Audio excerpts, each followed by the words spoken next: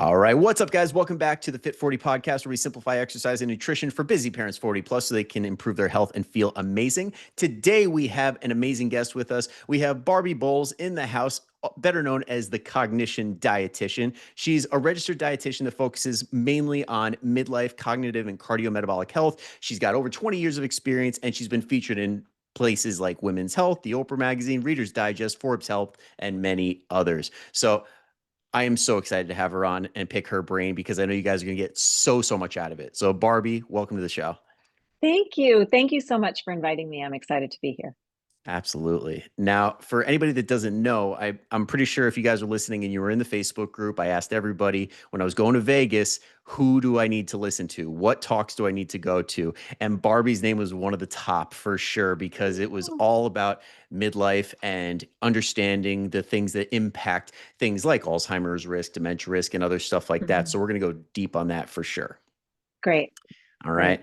So first off, when it comes to like Alzheimer's, like the big one that it seems like you are like an absolute pro at, what are some Yeah. things that people don't necessarily understand about Alzheimer's and the risks surrounding it that we kind of take for granted at, say, midlife or even before that, that have an impact? Right.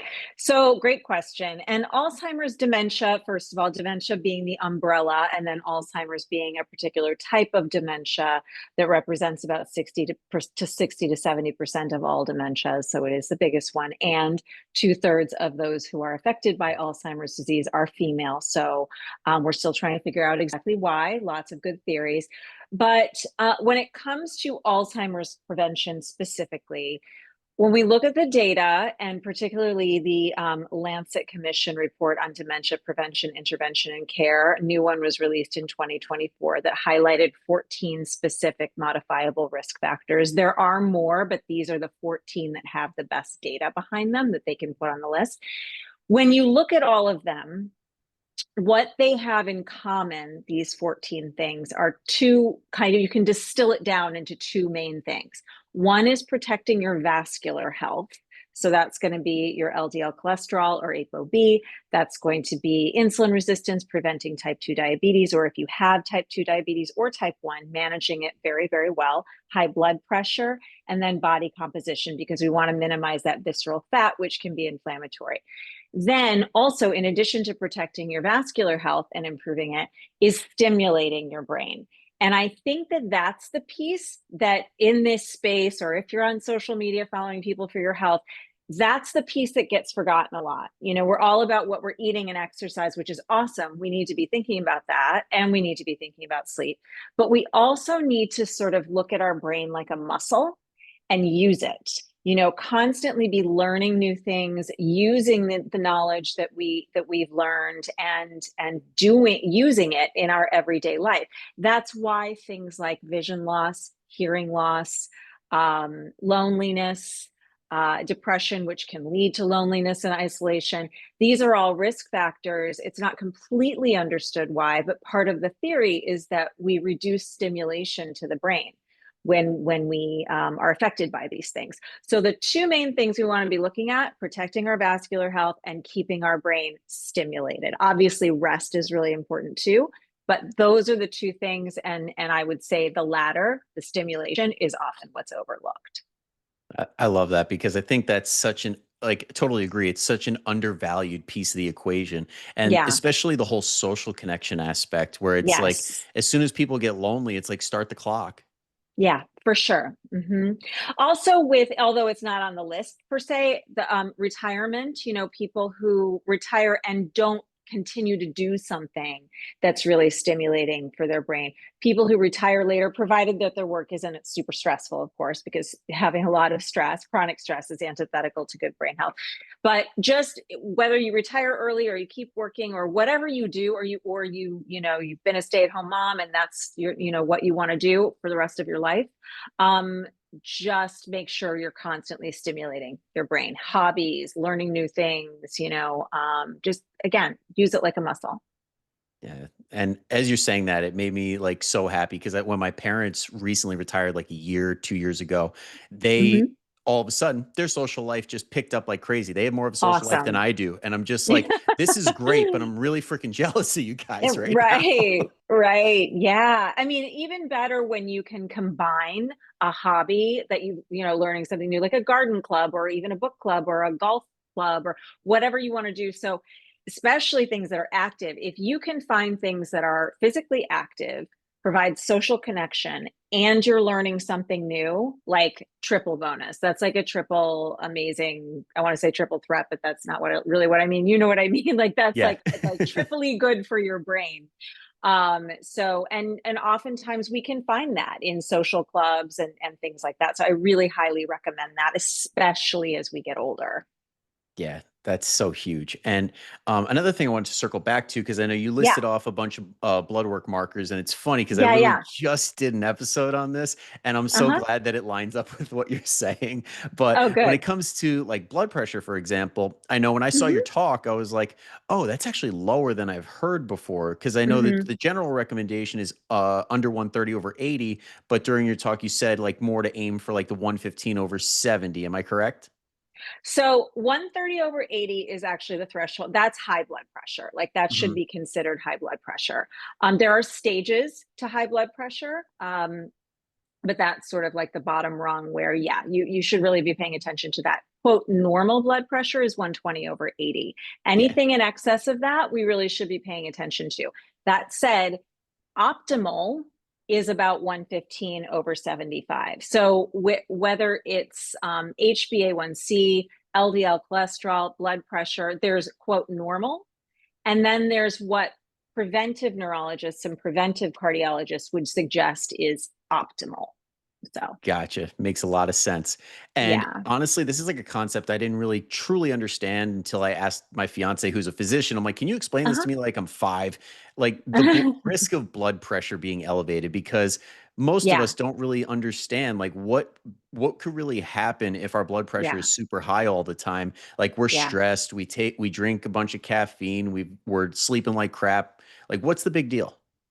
Right. So, first and foremost, I just want to highlight that all of these things I just mentioned, high blood pressure, high blood sugar, high LDL cholesterol, excess visceral fat, these are not things you feel. You don't necessarily know that these are things that are going on in your body. This is why regular visits to your physician or your primary care person is really important. So, high blood pressure specifically, to be very simplistic, what's happening is if your heart is having a hard time moving blood through your body, eventually that is going to damage your heart and your blood vessels. If your blood vessels are damaged, they'll get thicker, stiffer, less elastic. We want them to be really pliable, and so that blood can move through very, very easily and efficiently. If we are constantly sort of overworking our arteries and blood vessels and heart, eventually that system is going to get damaged, and that puts us at risk for heart attack and stroke and peripheral vascular disease. Just like kind of in the extremities, it starts with kind of shutting down the blood vessels in those areas, and then so circulation just isn't as good, and the blood-brain barrier, this sort of like capsule kind of membrane not really membrane, it's that surrounds the brain to protect it, that lets things in and out, that are safe, um, that can become compromised with high blood pressure because the blood-brain barrier is highly vascularized. So this is partly why vascular health is so important to brain health, because of that blood-brain barrier. Keeping the integrity of that really nice and healthy is important so that bad things don't get into the brain and good things stay in the brain, and vice versa, if that makes sense. Did that make Yep. sense? Oh yeah, makes Okay. total sense. Like I said, Okay. I've already had the discussion of like just explain to me like I'm five. Right, Because right, right. Yeah. because that's always like a fun way to go with that, because it's so easy to nerd out and like really get into the weeds, but then it's like at the end of the day, like shoot it to me straight. What is going on here? Yes, that's what I need for like people about like investments and like money. Like that's I need people to explain that part of life to me like that, because that Yeah. is not my forte. Yeah. Hey, I'm right there with you. If it's not Yeah. like basic nutrition and like strength and conditioning, I'm just like, Right. I'm useless. Just tell me Right. what I need to know. Right. Right. Um, But no, this is all really, really incredible stuff. But we could definitely get into the weeds of like, okay, what exactly needs to happen? Like, what do we need to happen? But how do we Uh-huh. get there? I think is a more productive way to go about that conversation. Where it's Uh-huh. like, if you had somebody who's listening and they're like, I don't want to have all this bad stuff happen to me. What Sure. exactly would you lay out for them and say, hey, here's some like simple things you can do that are gonna Hmm. help with the like reducing the risk tremendously. Yeah. So first, I really want to highlight that the age, like midlife, sort of 40 to, well, I mean, midlife is like 35 to 55 probably, but let's just say 40 to 60 Yeah. is a window. We want to look at this as a window of opportunity because it truly, truly is. It's not too late. It's never too early to start all of what I'm about to say, but like it really becomes crucial in midlife that we're taking excellent care of ourselves. And it's not that the rules change significantly, it's just that we actually have to we need to be following them, right? So Yeah. the good news about blood pressure, lipid health, so your LDL, your HDL, and your triglycerides, your insulin sensitivity, or so you're reducing your risk of type 2 diabetes, your body composition, it's all the same recommendations. So it's not like if you have one of these issues or two of these issues, you've got to remember a whole bunch of stuff. Really, when you kind of distill it down, there are a few recommendations that apply to all these conditions, either for management or prevention. That's the other thing. Between management and prevention, there isn't a lot of difference. So this can be very, very simple.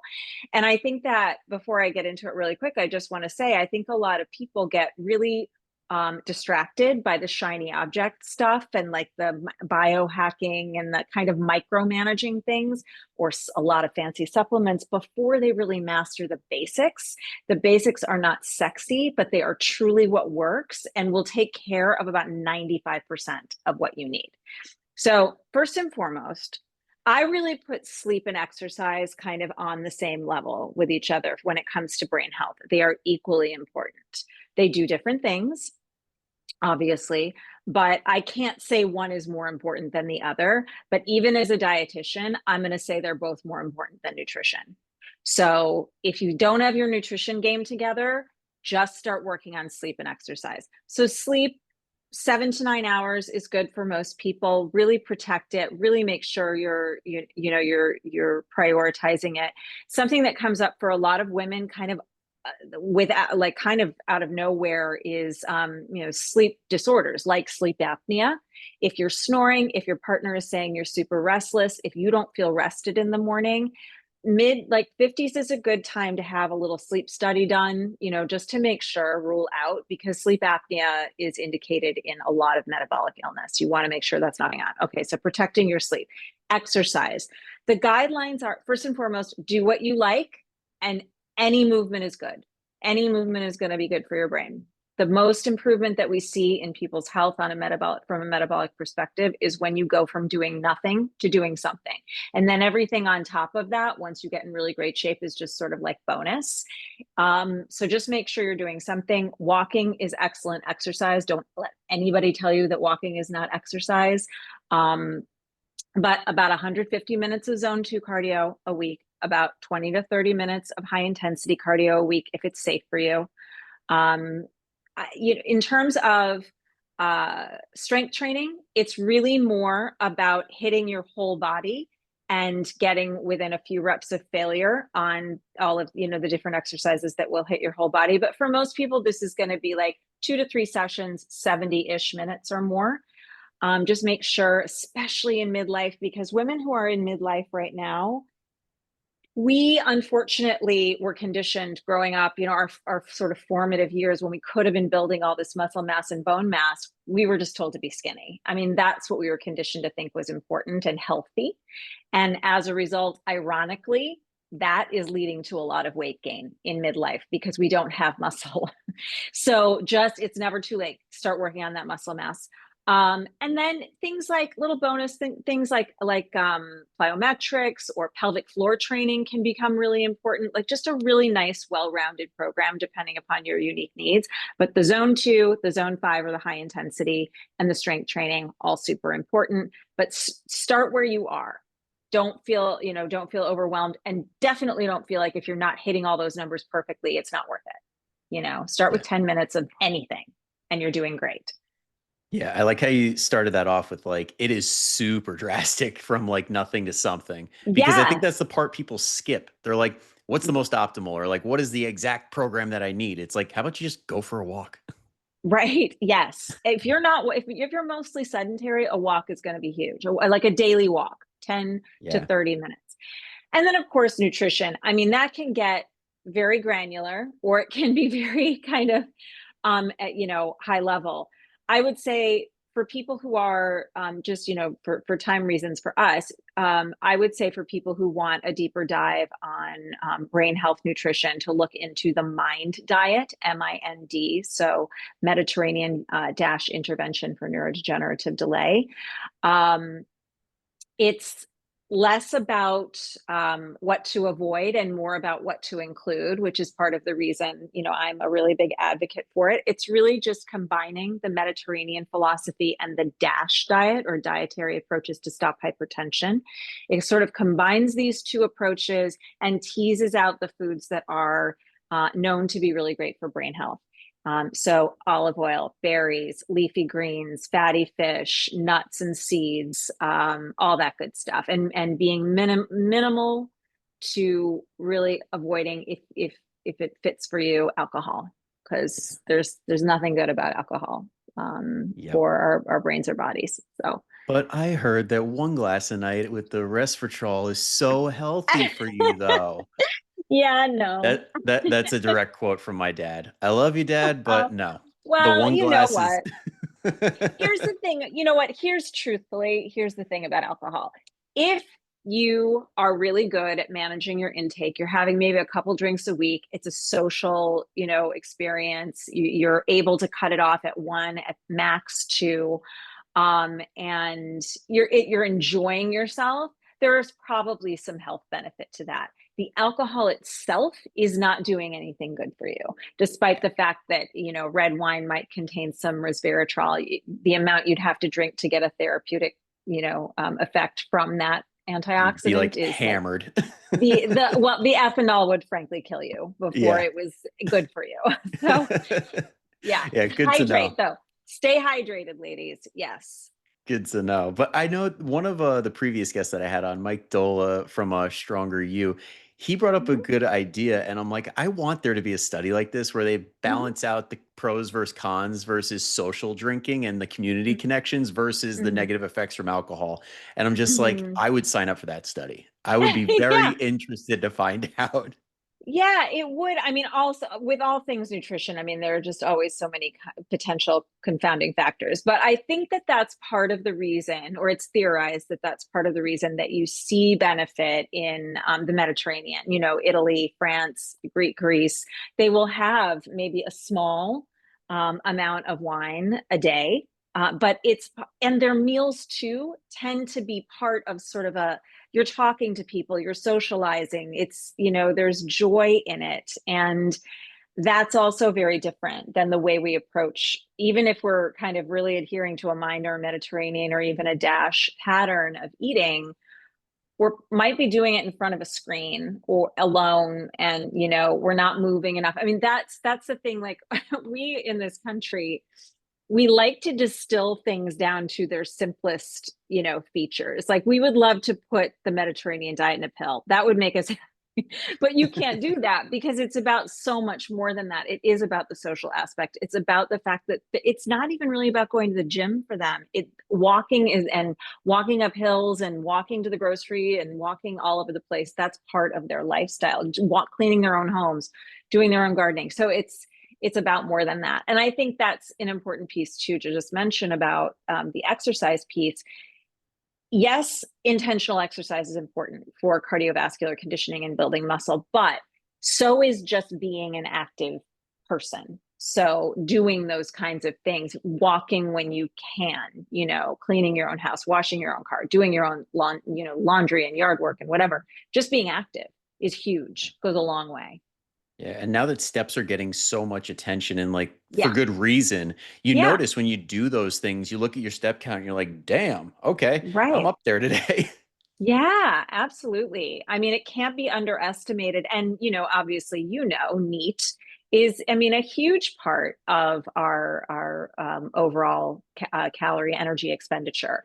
And again, something that's hugely underestimated. Absolutely. And I'm so glad you brought up calorie expenditure because this is a big topic I Yeah, wanted to touch on because it seems like yeah, there's a lot of confusion around things like metabolic conditions and how it affects your caloric burn or your ability to lose weight. And I was curious on your take as far as like insulin resistance, for example. People sure. think if you have insulin resistance, it makes it impossible to lose weight. And maybe Right. they've even heard that from authority figures. Like, what Mhm. would you say to somebody who like is in that belief system or they're just curious about that? Right. So, to keep it simple, there are not any health conditions or hormonal imbalances that make weight loss impossible. Including elevated cortisol, including perimenopause, including PCOS, including insulin resistance.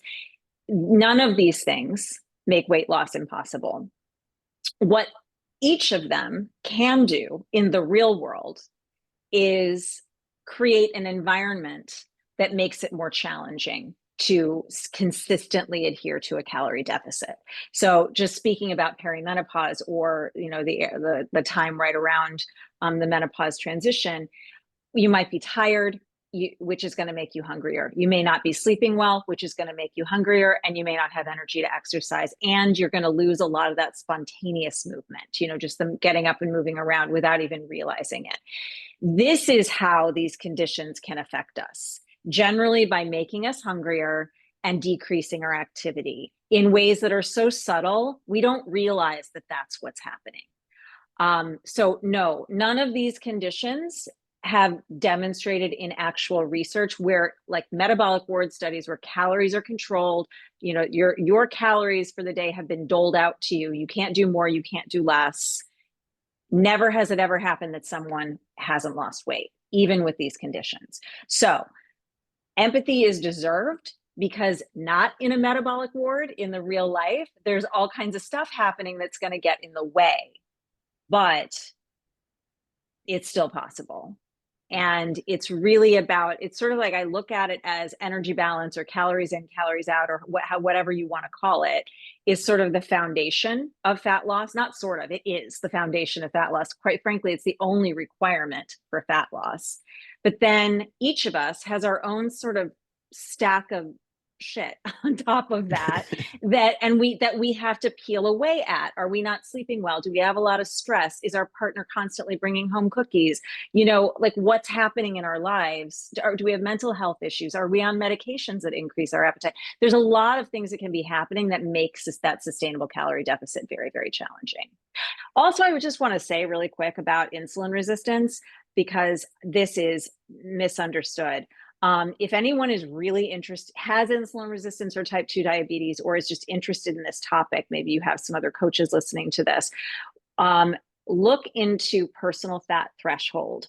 The author of which, or the researcher who really made headway with this is Professor Roy Taylor.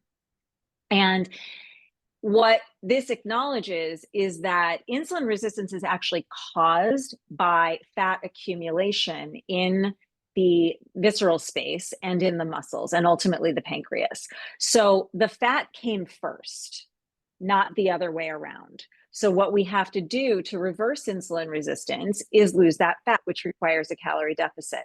And the point at which, I'm hoping I'm not losing anybody here because I personally find this fascinating, so I'm sort of geeking out.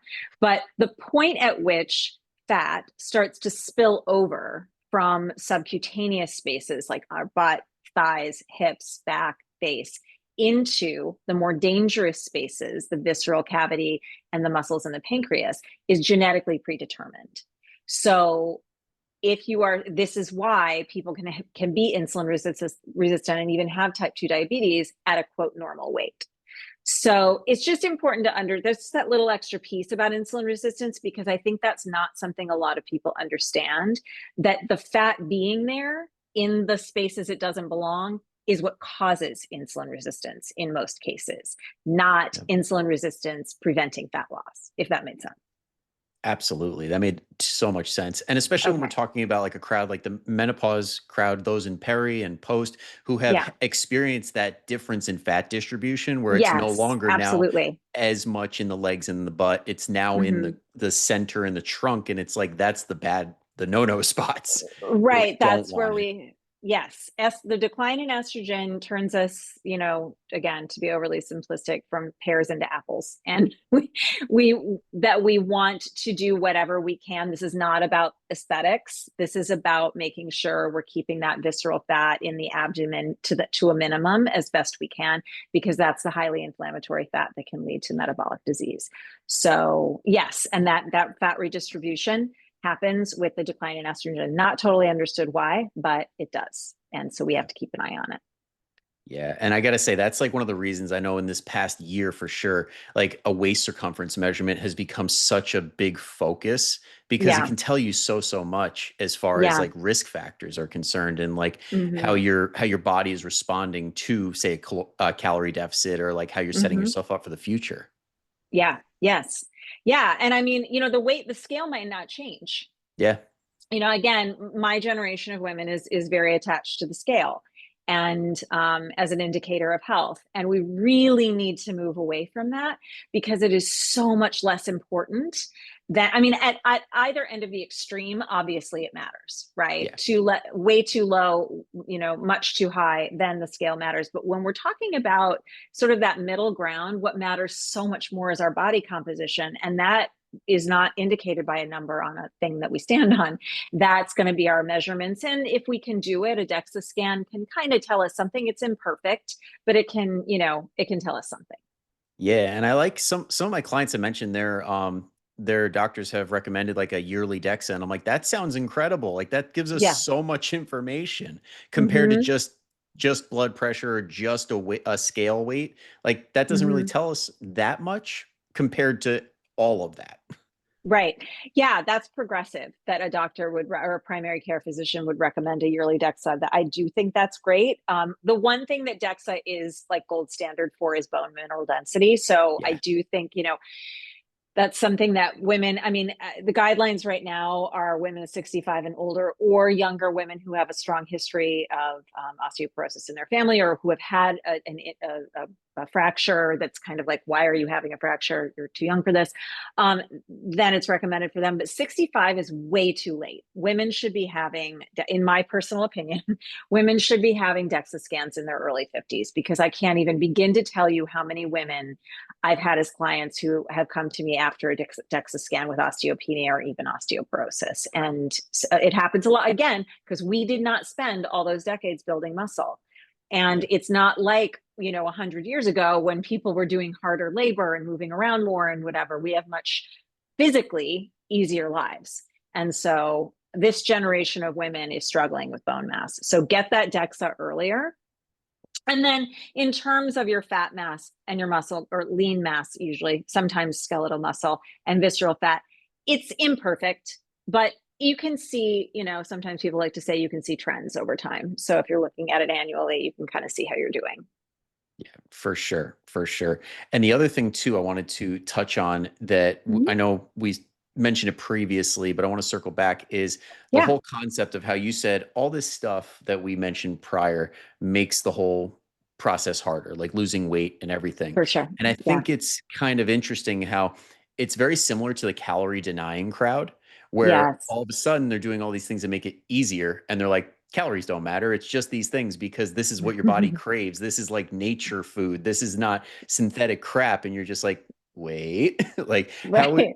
how would you explain that to somebody if they're a little confused on like, well, do I have to track calories or do calories matter? Right. So first of all, yes, when it comes to fat loss, just fat loss, quite frankly, calories are the only thing that matter. When it comes to your health, then the type of calories you're eating matters. And of course, you want to add exercise and good sleep and stress management to that. But that's the distinction. When it comes to your health, what you're eating, getting fiber and high quality protein, low saturated fat, lots of polyphenols, vitamins, minerals, good hydration, then it matters. But when it comes to, let's just for sake of argument say, hopefully this isn't the case, but all a woman is interested in is losing fat, the only thing she has to think about is calories and making sure she's in a sustained calorie deficit. People who say calories in, calories out either doesn't work or doesn't work in perimenopause or, whatever, quite literally have no idea what they're talking about, or they do, and they're being purposefully manipulative to sell you whatever they have going on. Oftentimes what will happen is someone will say, you don't need to think about calories. It's not calories, it's about your hormones. And here's this plan that balances your hormones and watch, you'll lose weight. And you do. But what has happened is that they've created a calorie deficit because they're not eating a lot of ultra processed foods, or they're not drinking alcohol, or they're exercising more, or whatever. So consuming fewer calories than your body needs to operate on a daily basis will cause your body to pull fat out of storage to use as energy. That's all fat is. It has nothing to do with your value as a person or your discipline or who you are, anything. All fat is on your body is stored energy for later, just in case, because your body's thinking, just in case we don't have food later for an extended period of time, I need to sock this away. So when you consume, like just for sake of argument, let's say your body needs 2,000 calories a day just to operate, just to keep doing you, to keep you alive. If you're consistently eating around 2,300 calories, your body's going to take that roughly 300 calories, again, I'm oversimplifying, and store it as fat. If you're consistently eating 1,700 calories, your body's going to take those extra calories it needs from your fat tissue to use as energy. And that's how weight loss occurs. That's the law of fat loss. There's no changing it. No matter what stage you are in life, no matter what your health conditions are, that's the way that works. And hopefully that is clear and makes sense, because there's nothing, well, lots of things drive me crazy, I'm not going to lie, but one of the things that drives me most nuts on social media is people confusing women on this issue. And we need to stop that, because it's really quite simple. The law of it, the way it works is so simple. Sustaining a calorie deficit is what's hard. Yep, absolutely. And for those people thinking like, well, what's really the harm in it? Like, well, for starters, like if you're getting lied to and you're being sold this thing, it takes away your empowerment, because Yeah, at a you have certain no point, agency. Yeah. you have zero agency and you have zero autonomy in this to say, hey, I know what I'm doing. I know what I need. And this is what I'm going to do. It's, oh, I'm following this magical plan. And the second you're off the plan, you're screwed. Right. Yes. And the other thing it typically does, especially if you're following a plan that has a specific like do and don't, a do list and a don't list, Big you're red creating flag. you're creating a good versus bad foods mindset. And you're thinking, I can't eat these other foods. The truth is you could probably eat everything on that don't list and still lose weight if you're in a calorie deficit. I say it all the time, you could literally eat donuts all day and ice cream and pizza and drink alcohol and lose weight if you're in a calorie deficit. Yep. I just would not recommend that, because that's not good for you.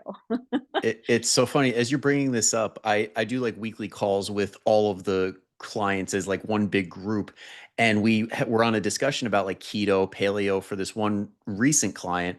And as we're talking about this, and she's really starting to embrace the whole there's no bad foods, there's no off limits foods, you could literally see the weight fall off her shoulders. And it was Yeah. kind of like this like relief moment. I'm like, my God, these things have such a hold on people.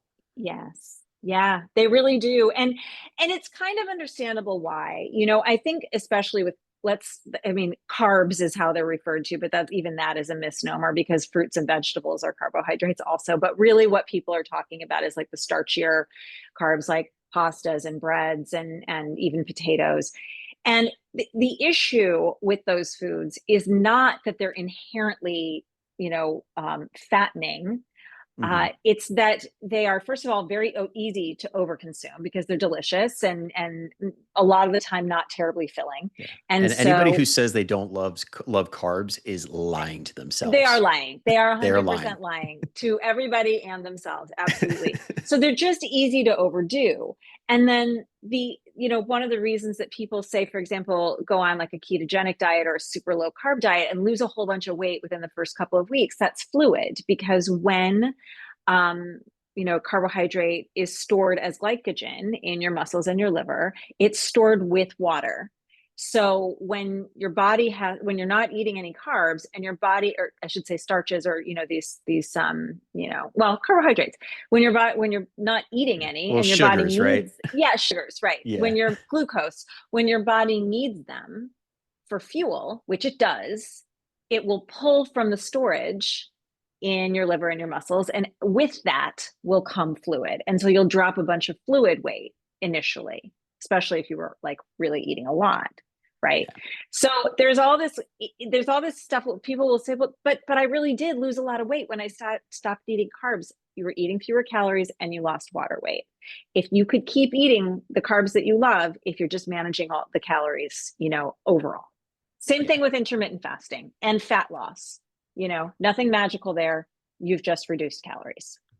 Yeah. And unfortunately, or maybe not unfortunately, I think a lot of the people that experience such great results on those are the Mm-hmm. people that respond really well to quick hits of success, like very Yeah. dramatic results where they're like, this is working. Because to be fair, Yes. when you start eating in a way that's very balanced and you're doing all the things that we recommend, it's a test of patience. It really can Yeah. be a real, like, for lack of a better word, we're allowed to curse on this podcast. It's a mind fuck. It Yeah. really is in the beginning, Yeah. For sure. Yeah. but you gotta get past it. You gotta figure out what's best for you regardless of the mental side of these things. Yes. And I'm so glad you just said that, because that is something that is just a mantra for me. Women have to remember, whether it's for fat loss or muscle gain or better sleep or managing their stress, or, figuring out an exercise routine that suits them. Each woman is unique, physiologically, emotionally, mentally, lifestyle wise. Each of us has something different going on. So somebody else's prescription, it might be cool for a while because it reduces decision fatigue. It's like, just tell me what to do. I mean, most of us have felt like that about at least one area of our lives at some point. Like, please just, I can't, I'm so tired. Hey, I Just tell me experience what it to do. every single night. My fiance is in Parenting, the right? my fiance is in the depths of fellowship right now, and she's like, Oh, pick dinner, pick what we're watching, just don't yes. make me make a decision. Yes, 100%. And, for us, this is what we do for a living. So it's not terribly difficult for us to come up with these things on the fly. Yeah. For somebody who hasn't studied nutrition, this can be really difficult. And so somebody else's really restrictive prescriptive plan can be awesome for a short period of time, but we're human. Eventually that's going to get boring. You're not eating the things that you like. So respect yourself as an individual. Take your time. I always tell the women I work with, not that you're necessarily going to be working with me for a year, but think of this as a year-long process. Give yourself a year to really experiment, maybe backtrack a little bit because the thing you were doing wasn't quite working, but that teaches you something and you take that and you move it forward. And by the end of a year, if you're really paying attention to yourself and your needs, you will have figured something out that you can't figure out in 6 weeks. Yeah. You I know? mean, I think if everybody could embrace that mantra of like, this is my year, not Mm-hmm. this is my 12 weeks before summer, this is my Right, year of right, getting this right, so many right. people would be better off for a multitude of different reasons. Oh, I mean, it's life changing, honestly. There are two things, and the first one doesn't work for everybody, but I have to say, if there's two things that in the 20+ years that I've been working with women that have helped the most, it's eating breakfast, and even if they're intermittent fasting, shifting their window earlier in the day to include breakfast and have an earlier dinner. So many women have said, oh my God, game changer. I actually have energy. I'm not overeating at night. Now, everybody is unique. It doesn't work for everyone, but I would say that's one of the things. But also the mindset of giving yourself a year. Yep. Yep. It's so much more freeing. You can relax. You have time to experiment, really actually get to know what you need, not what somebody else is telling you to do, because that can only last for so long. Yeah. And I'm glad you brought that up because that is one of like the true benefits of fasting. Like, honestly, like when it comes to autophagy, we know that that's BS. It's a calorie deficit that's driving that. But when it Yeah. comes to like habits, for example, having a very distinct start stop is Mm-hmm. extremely valuable for people. Yeah. Yeah. Yes. If you have a personality type that like that's great for you, absolutely. Nothing wrong with it. In addition, I just want to make one more point about shifting that window earlier, just in case you have women who are intermittent fasting.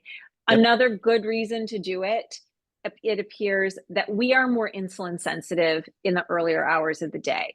So there's no like specific cutoff time, like get all your 2/3 of your calories in by 3 p.m. or anything. But just be thinking to be getting the majority of your calories at lunch in a morning meal and a midday meal, maybe an afternoon snack, and then having a lighter, earlier dinner. It's not going to work for everybody. It's something to experiment with. It's one of those things where if you're not sleeping well, you're kind of feeling like crap in the mornings, you're having difficulty losing weight, it's something to experiment with, that pattern. Yeah. And that's the name of the game, right? Like, let's experiment, let's trial and error and just see what Yeah, feels best and what works best. exactly. Yeah. Yeah. Yes. Yeah. And the one last thing I had on my list of things I definitely Yeah. wanted to touch on was gut health, because I know, Uh-huh. especially at the conference that I saw you speak at, a lot of people talked about gut health. And I feel Mhm. like you had a great mic drop moment where I'm like, thank God somebody said it, where I'm paraphrasing here and correct me if I'm Uh-huh. wrong, but you're just like, Yeah. when it comes to gut health, like we pretty much all we really at this point know is like fiber's incredible and get as many different sources as possible. And the rest Yes. is like maybe, like the rest Yes. is because there were a lot of people that were basically putting heavy bets on penny stocks when it comes to certain things that Yeah. influence gut health. Yeah. Yes. And yes, that's what we know. It's a fascinating area of science, but it's very much in its nascency. It's complicated and we don't know everything, and everybody has a different gut microbiome, and we're not even sure what a healthy like population looks like, and what's healthy for you may not be healthy for me for myriad reasons. So we can't rely too much on gut health as an effort. What we do know is that getting lots of fiber, a variety of, well, I should caveat with lots of fiber, to tolerance, I should Yeah. say, because there are some people who don't do well Yeah. A past little rev up is a lot yeah, nicer than just going straight to 30 or 40 yeah, grams. right. If you're having very little fiber right now, fruits, plant foods really is where we get fiber. If you're having very little of that now, don't like overnight start trying to hit 30 or 40 grams. Ramp it up slowly. And also, you may find that for whatever reason, you just don't tolerate that gastrointestinally. That's fine. Just go slow and do fiber to tolerance, but it is super important. So is a variety of different plant foods. And getting a variety of different types of fiber, insoluble, viscous, prebiotic, just making sure plant foods, basically. I mean, it really could be summed up by just getting more plants in your diet and staying well hydrated, lots of water. Yeah. I mean, if we were going to like make it like super simple, would it be like fair to say, like, if we stick to like the main five, like the whole grains, legumes, nuts and seeds, fruits and veggies, like people would pretty much Yes, like check all those boxes? 100%. Yeah. Yeah. And there are some cool little tricks and tips and blah, blah, blah, and whatever. But yes, if people like if everyone was 95% of American adults are not getting enough fiber. So if you could just like have a salad every day, or a couple pieces of fruit, like you'd really be moving in the right direction. We don't need to over engineer this because there's very little we understand. Yeah, absolutely. And I mean, as new evidence comes out, it's like we're going to have a lot of fun when it does, but like, let's not jump the gun and assume that we know all these things because one study suggested something that hasn't been replicated, or like we're still in the infancy right now. It's Yeah, exciting, but it's 100%. not definitive. Right. And a lot of it at this point is mechanistic or animal, Yeah. and not humans. By the way, just in case anybody's really interested in gut health, my very favorite person is Dr. Emily Leeming. She's written a book called Genius Gut, and she also has a Substack called Second Brain. I hope I have that right. Yes. Um, Love her. She's very evidence-based. She keeps it real and very actionable. That's the other thing that I look for in experts is um, people who keep it simple and make it really actionable. Yeah. And I think that's one of the big things that I've seen over the years of trying to learn as much as I can about like women's health for my clients, is that there are a lot of people that don't exactly get to the actionable part. It's like they Right. speak on a ton of mechanisms. Like the names that come to mind are like Stacey Sims or like Rhonda Mm, Patrick. And it's like, these are all cool tidbits, but it's like, so I'm more confused than when so we started. complicated. Yes, I agree with you. And both are very popular, particularly Stacey Sims. And this is absolutely, I'm not shading her at all. But there's a lot of complication there that doesn't translate into what a woman can use and do on a daily basis. So I agree. Yeah. Yeah. Yeah. Cause I think it does turn into this whole situation where it's like, I totally hear her. I've experienced that. And it's like, but you're left with, well, now what? Right. Yeah. So I'm hoping that this podcast could be almost like the flip side of that, where it's like, okay, coming out of Yeah. this, I know what kind of fibers to include. I know I got to start moving. I got to do all these things. So Go everybody to bed. listening, Go to yeah, bed on go to time. bed, go to bed, please. And Uh-huh. yeah, these basic And things work wonders. yeah, and just keep your brain stimulated. And something else I just want to say, corny as it may sound, but I have just this is deep in my soul. I need to express this every chance I get after working with women for more than 2 decades. Something I find gets in the way for a lot of women in achieving their health goals is a lack of joy in their lives, a lack of purpose and a lack of joy. They're just kind of on the treadmill of life and they're not really taking the blinders off to find things that bring them a lot of happiness and purpose. This is really important for your brain health, but it's also just really important for your quality of life. And it allows you, because a lot of us, I'm just going to call a spade, use food as joy, Yeah. if we're not really getting it in other places. And so that's just, I just want to kind of cap it off with that, something to look at. There's no shame in it. There's no shame in not being able to answer the question at 55, like what brings you joy? A lot of us have no idea because we've spent so much time focused on other people and just doing what we thought we needed to do. Take your time and figure that out because that makes all the difference too. Yeah.